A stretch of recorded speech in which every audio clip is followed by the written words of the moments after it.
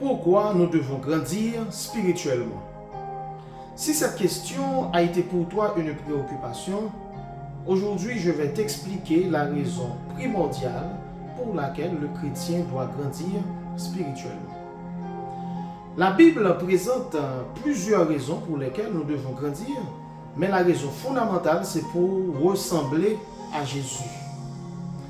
Avant même de détailler les domaines à partir desquels nous manifesterons cette ressemblance à notre Seigneur Jésus-Christ, je dois d'abord vous présenter les trois buts qui constituent le dessein éternel de Dieu en ce qui concerne la ressemblance à son Fils Jésus-Christ. D'abord, il y a le but éternel présenté dans Romains chapitre 8, verset 29, où l'apôtre Paul dit « Nous sommes prédestinés à être semblables à Christ ». Donc, quand nous parlons de la prédestination, cela veut dire c'est une décision qui a été prise depuis l'éternité passée. Ensuite, il y a le but historique, où l'apôtre Paul également a dit que nous sommes transformés à l'image du Fils. Et ici, quand Paul parle de la transformation à l'image du Fils, il fait référence à l'œuvre du Saint-Esprit qui a débuté dans la vie du croyant depuis le jour de la Pentecôte. Donc, le but historique, c'est que nous sommes transformés à l'image de Jésus-Christ.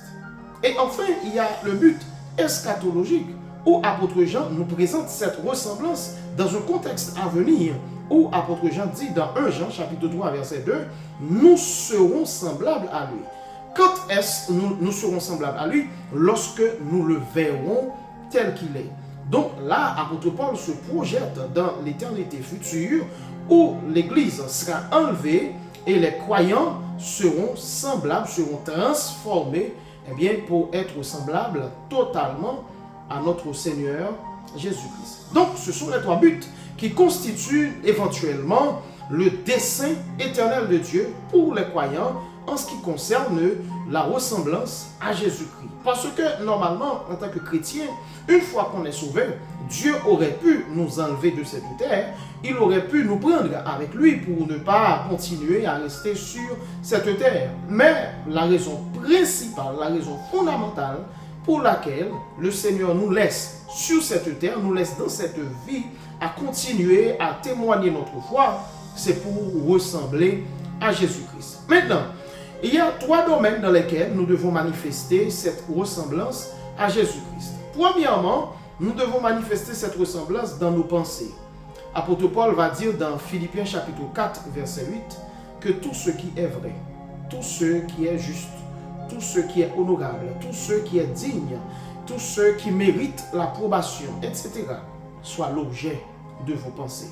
Donc, c'est dire que le chrétien, quand il grandit, il va penser comme Christ pense. Il va réfléchir à la lumière de la parole de Dieu et ses pensées seront renouvelées, comme a dit Paul dans Romains chapitre 12.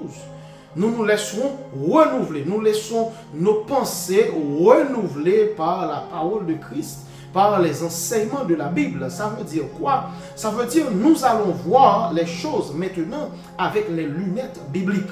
Nous allons voir le sexe avec les lunettes bibliques. Nous allons voir l'argent, nous allons voir les richesses de ce monde avec les lunettes bibliques.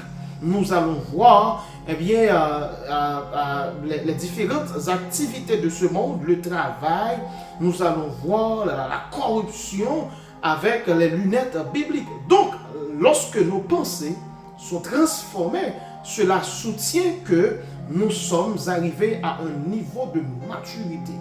Et à ce moment-là, nous allons penser, nous allons réfléchir comme Christ l'a fait. Le deuxième niveau, à partir duquel nous manifesterons cette ressemblance, c'est à travers nos paroles. Comme Paul a dit également dans Éphésiens chapitre 4, le verset 29, qu'il ne sorte de votre bouche aucune parole mauvaise, mais plutôt des paroles assaisonnées de sel et de grâce, etc. Donc ici, Paul, d'abord, il nous présente la parole du chrétien pour nous dire que nos paroles doivent être dégarnies de choses mauvaises. Nous ne devons pas, en tant que chrétiens, prononcer de mauvaises paroles, dire de mauvaises paroles.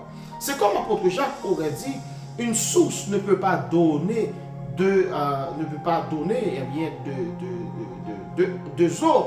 Donc normalement, soit qu'il y a une eau douce ou il y a une eau amère. Mais la même source ne peut pas produire deux eaux différentes. Donc c'est impossible. Au lieu d'avoir des paroles qui sont remplies de violence, des paroles qui sont remplies de méchanceté, le chrétien doit plutôt avoir des paroles assaisonnées de grâce, assaisonnées de bénédiction pour bénir ceux qui l'entendent. Donc normalement, en tant que chrétien, nous devons soigner nos paroles, mais comme c'est dans l'abondance du cœur, dans l'abondance des pensées, si les pensées sont renouvelées, c'est sûr que ça va se manifester à travers les paroles. Comme Christ a dit, c'est de l'abondance du cœur que la bouche parle. Ça veut dire ce que la bouche dit, elle l'attire à partir de son cœur. Et ici, le cœur, c'est le symbole de la pensée, c'est le symbole de la réflexion. Donc, si nous réfléchissons différemment, c'est sûr que ça va influencer nos discours, ça va influencer nos paroles. Et enfin, le troisième niveau, c'est à travers nos actions. Paul également a dit dans Éphésiens chapitre 4, le verset 17 et 18, « Vous ne devez plus marcher comme les païens qui ne connaissent pas Dieu. » Donc, est-ce que nos actions dans ce monde témoignent notre chrétienté? Est-ce que nos actes au bureau, à l'école, dans le voisinage, dans les transports en public, partout où nous nous retrouvons, est-ce que nos actions témoignent? Est-ce que nos actions s'alignent à notre chrétienté que nous professons? Donc, chers amis, Christ veut que nous grandissions pour lui ressembler. Quand nous refusons de grandir, nous n'avons pas projeté une meilleure image de notre Seigneur, car il est roi, il est digne d'être glorifié à travers nos vies. Je prie que Dieu vous bénisse richement et abondamment.